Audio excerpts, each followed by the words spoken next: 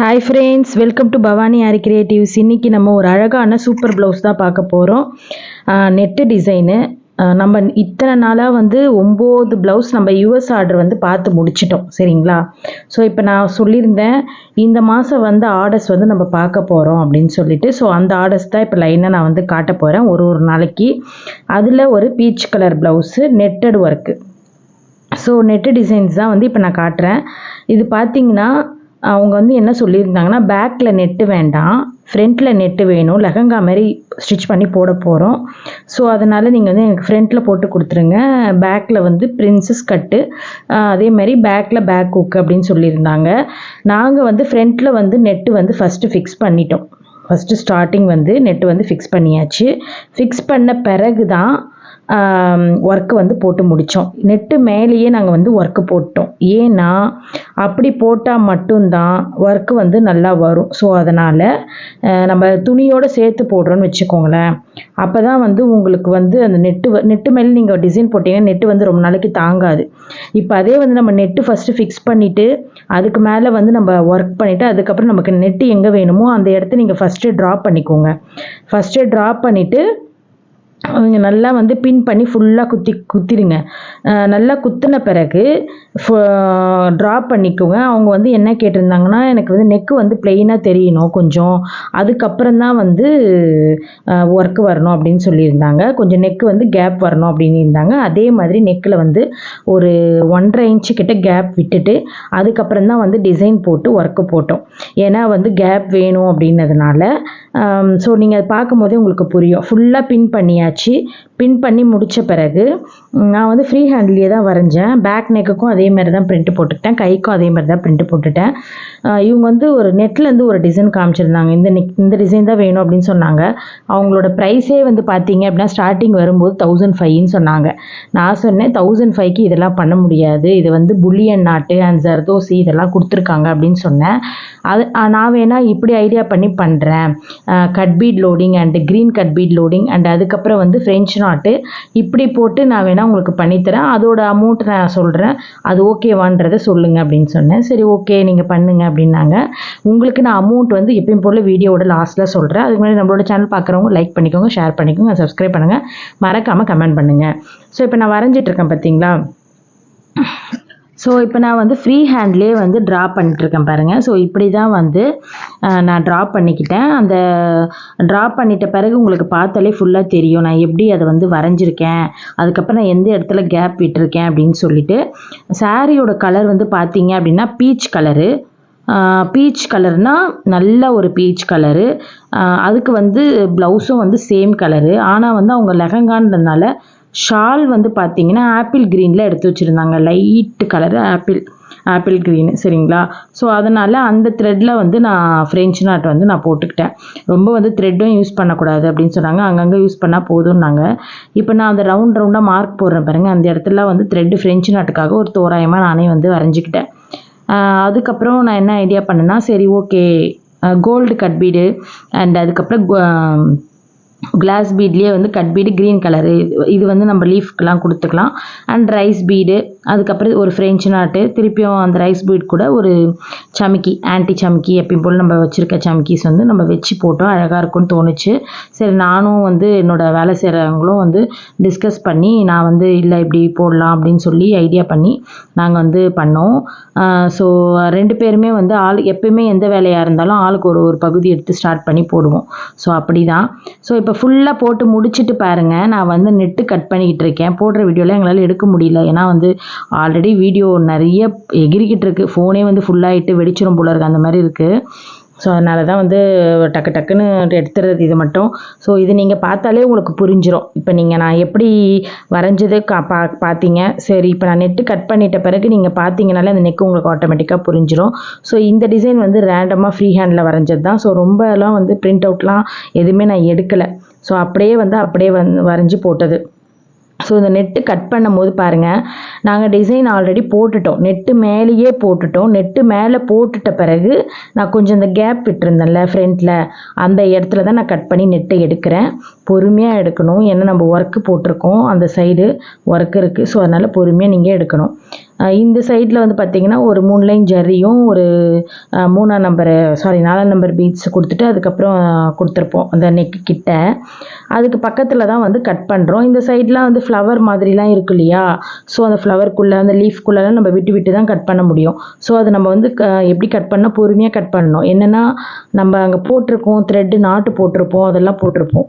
So அதுக்கெல்லாம் cut ஆகாமல் நம்ம பொறுமையாக வந்து விட்டு விட்டே எடுக்கணும். வீடியோவில் வந்து நான் ஃபாஸ்ட்டாக வந்து ஓட்டி இருக்கிறதுனால உங்களுக்கு அப்படி தெரியும். நான் வந்து பொறுமையாக தான் வந்து அதை கட் பண்ணிட்டு இருந்தேன். ஏன்னா கொஞ்சம் நம்ம இது பண்ணாலுமே வந்து பார்த்திங்கன்னா நெட்டு வந்து டேமேஜ் ஆகிடும். ஸோ நெட்டு போயிடுச்சுன்னா திருப்பி நம்மளால் நெட்டும் வைக்க முடியாது. ஏன்னா ஆல்ரெடி நெட்டு வச்சு பின் பண்ணி நம்ம அது மேலே தான் ஒர்க்கே போட்டிருக்கோம். ஸோ இருக்கிற கேப்பை தான் நம்ம வந்து கட் பண்ணுறோம். அதனால் ஸ்லோவாக நீங்கள் கட் பண்ணுங்கள். கொஞ்சம் கிளாத் நீங்கள் டைட்டாக வச்சுக்காதீங்க. ஃப்ரேம் நெட் கட் பண்ணும்போது கொஞ்சம் லூஸ் வச்சுக்கோங்க. ஸோ அப்போ தான் உங்களால் வந்து அந்த கரெக்டான பொசிஷன் எடுத்து நீங்கள் கட் பண்ண முடியும். இப்போ பாருங்கள், உங்களுக்கு தெரியுதா, நாங்கள் ஃப்ரண்ட்டில் வந்து அந்த நெட் கட் பண்ணிகிட்டு இருக்கேன் பாருங்கள் நான். ஸோ இந்த மாதிரி தான் வந்து கட் பண்ணேன். ஃபுல்லாக ஒர்க்கு வந்து நெட்டு மேலேயே முடிச்சுட்டு. ஏன் அப்படி நான் பண்ணேன் துணி மேலேயும் நெட்டு மேலேயும் அப்படின்னா, வெறும் நெட்டு மேலே பண்ணாமன்னா ரொம்ப நாள் வந்து தாங்காது, லைஃப் இருக்காது.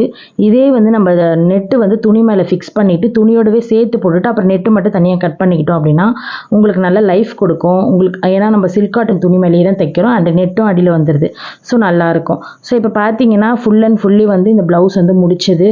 இது வந்து பேக்கு. அதே மாதிரி பார்த்தீங்கன்னா கீழே வந்து ஃப்ரண்ட் நெக் பாருங்கள்.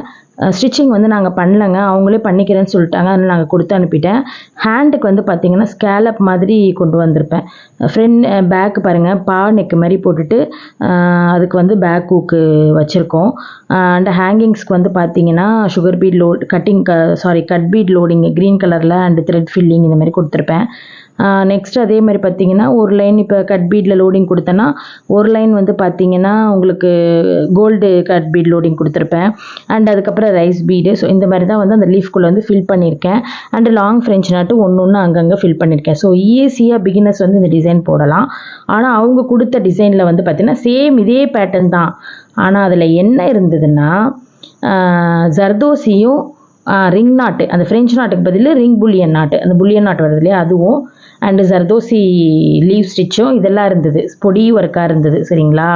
ஸோ அப்புறமா வந்து ஜர்தோசி ஃப்ரெஞ்ச் நாட்டு இதெல்லாம் தான் இருந்தது. அதில் நான் அப்படியே வந்து நம்ம சிம்பிளாக பிகினர்ஸ் எப்படி பண்ணலாம் அப்படிங்கிறத அப்படியே ஆப்போசிட்டாக வந்து ஃப்ரெஞ்ச் நாட் ஈஸியாக போட்டுருவீங்க அண்ட் கட் பீட் லோடிங் எல்லாருமே ஈஸியாக போட்டுருவீங்க. ஸோ அந்த மாதிரி ஒரு ஐடியா பண்ணி தான் வந்து இந்த ப்ளவுஸ் வந்து நான் வந்து போட்டேன். அண்ட் அதுக்கப்புறம் நெக்குக்கு ஃப்ரண்ட்லக்கும் ஹேண்டுக்கும் நான் என்ன பண்ணேன்னா அந்த ஆரஞ்சு கலரை நம்ம வைக்கலாம் அப்படின்ட்டு ஐடியா பண்ணி அந்த சென்டராக வருது இல்லையா அந்த ஃப்ளவர் மாதிரி. ஸோ அந்த இடத்துல 2 வந்து பீச் கலரும் 2 அந்த க்ரீன் கலர்லேயும் வந்து அந்த மாதிரி ஃப்ரெஞ்ச் நாட் வந்து நான் போட்டிருந்தேன். சேம் அதே தான் நான் ஹேண்டுக்கும் போட்டிருக்கேன். ஹேண்டுக்கு மட்டும் நான் என்ன பண்ணேன்னா வாட்டர் ஃபில்லிங் கொடுத்தேன். அதேமாதிரி பேக்குக்கும் வாட்டர் ஃபில்லிங் கொடுத்துருந்தேன் க்ரீனில். ஆனால் ஃப்ரண்ட்டுக்கு கொடுக்கல. ஏன்னா நாங்கள் நெட்டு வச்சதுனால இன்னும் அகலமாகிடும் கழுத்து இல்லையா, அப்போ வந்து அவங்களுக்கு ஸ்டிச்சிங் ஷோல்ட்ரு வந்து பெருசாக வந்துடும் அப்படின்னு சொல்லிட்டு. ஏன்னா ஷோல்டரோட அளவு வந்து 1.5 இன்ச்சு தான். ஸோ அதனால் அப்போ அந்த 1.5 இன்ச்சுக்கு ஏற்ற டிசைன்ஸ் தான் நம்ம கொடுக்கணும். ஆல்ரெடி நான் நெட்டுக்கே வந்து 1 இன்ச்சுக்கு என்னமோ சம்திங் வந்து அதை நான் விட்டுருந்தேன். அதுக்கப்புறம் ஒரு 1/2 இன்ச்சுக்கு தான் நான் வந்து ஒர்க்கே வந்து மேலேருந்து சின்னதாக கொண்டு வந்து அதுக்கப்புறம் பெருசாக்கினேன். ஸோ அதனால் அது வந்து அங்கே மேலே இருக்கிற டிசைன் வந்து பார்த்தீங்கன்னா ஒரு 1.5 ஒரு 2 இருக்கும்னு வச்சுக்கோங்க. 2 இருக்கும், அந்த பார்டர் எல்லாமே சேர்த்து 2 இருக்கும் நெட்டு எல்லாமே. ஏன்னா அவங்க வந்து ரொம்ப ஃப்ரண்ட்டில் அந்த ஷோல்டரில் கொஞ்சம் கம்மியாக தான் வச்சுருந்தாங்க. அதனால் பார்த்து பொடிசாக தான் ஒர்க் வந்து பண்ணியிருந்தோம். ஸோ இப்போ நான் ஜூமிங்கில் காட்டுறேன் பாருங்கள். எல்லாமே வந்து சம்கி வச்சு போட்டு அண்டு ரைஸ் பீடு அண்ட் அதுக்கப்புறம் green cut bead, glass bead and அதுக்கப்புறம் வந்து கோல்டு அந்த மல்டி கலர்ஸ் கட் பீடு, அதாவது ரெயின்போ கலர்ஸ் கட் பீட் நம்ம சொல்லுவோம் இல்லையா. ஸோ அந்த கலர் கட் பீட்ஸு, அதுக்கப்புறம் பெரிய பெரிய கட் பீடு இருக்குல்ல, அது கூட நான் வந்து இதில் வச்சுருக்கேன். சமிக்கி வச்சு சுகர் பீடு வச்சு அதுவும் வந்து நான் வச்சுருந்தேன்.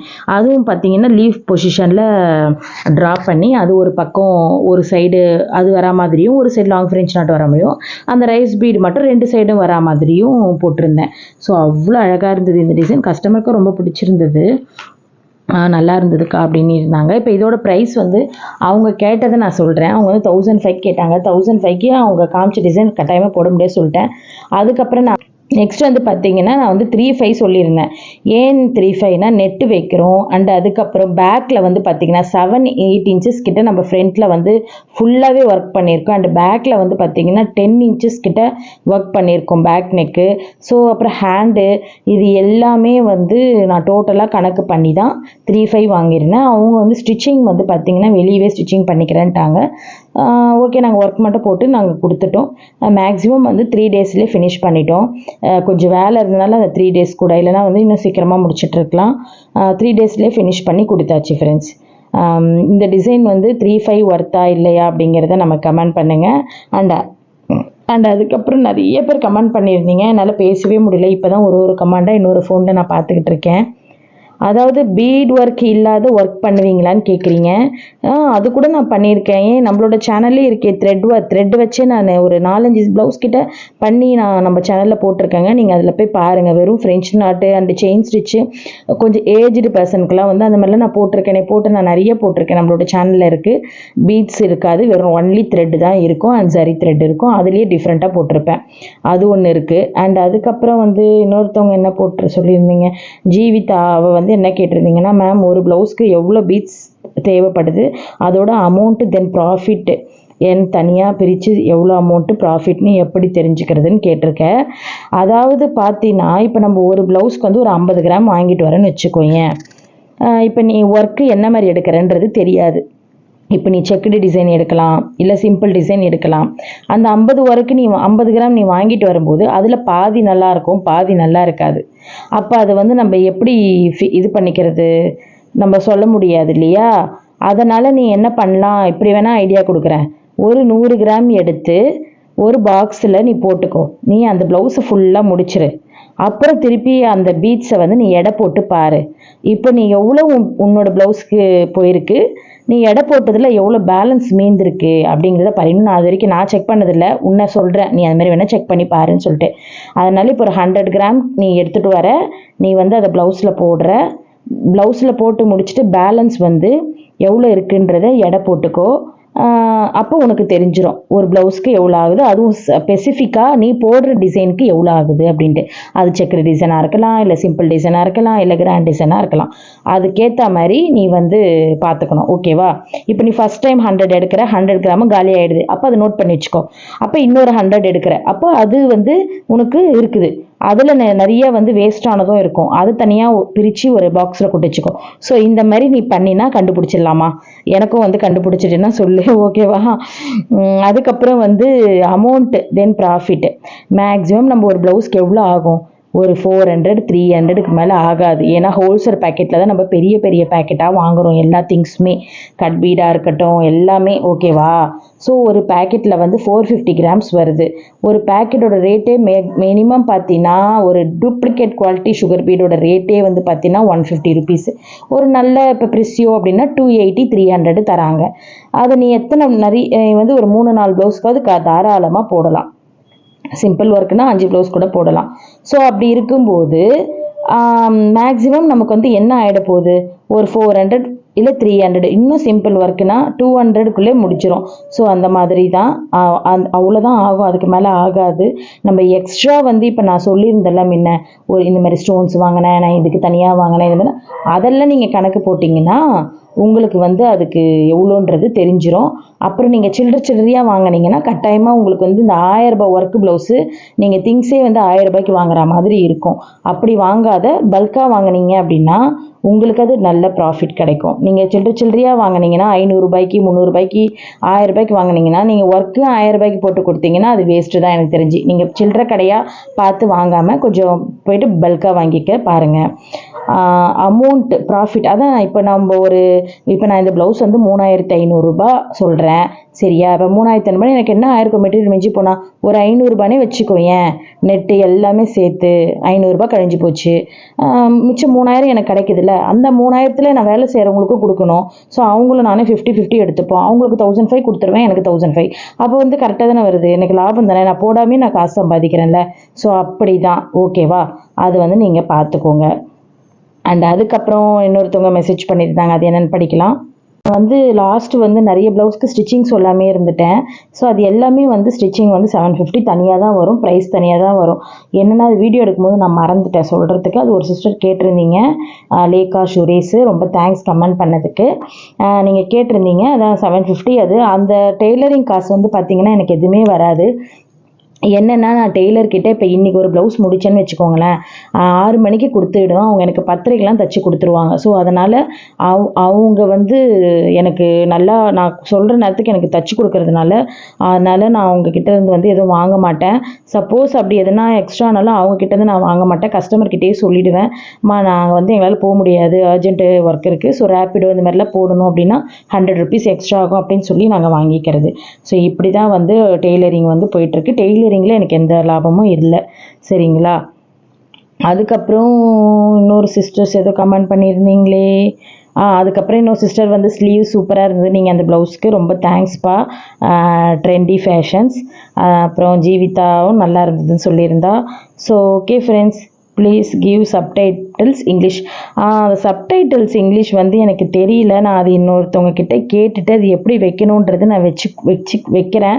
சாரி, அது எனக்கு எப்படி பண்ணுறதுன்னு தெரியலப்பா. நானே இப்போ தான் கொஞ்சம் கொஞ்சமாக கற்றுக்கிட்டு வரேன். யூடியூப்பை பற்றியும் இன்ஸ்டாகிராம் பற்றியும் எனக்கு ரொம்ப அந்தளவுக்கு எதுவுமே ரொம்ப தெரியாது. ஸோ இப்போ தான் வந்து கொஞ்சம் கொஞ்சமாக இதெல்லாம் கற்றுக்கிறேன். ஓகேப்பா, இந்த டிசைன் நெட்டு கிளாத் டிசைன் எப்படி இருந்தது சொல்லுங்கள். நாளைக்கு இன்னொரு சூப்பரான ப்ளவுஸோடு உங்களை சந்திக்கிறேன். பாய் பாய். கமெண்ட் பண்ணுங்கள், மறக்காமல் ஷேர் பண்ணுங்கள்.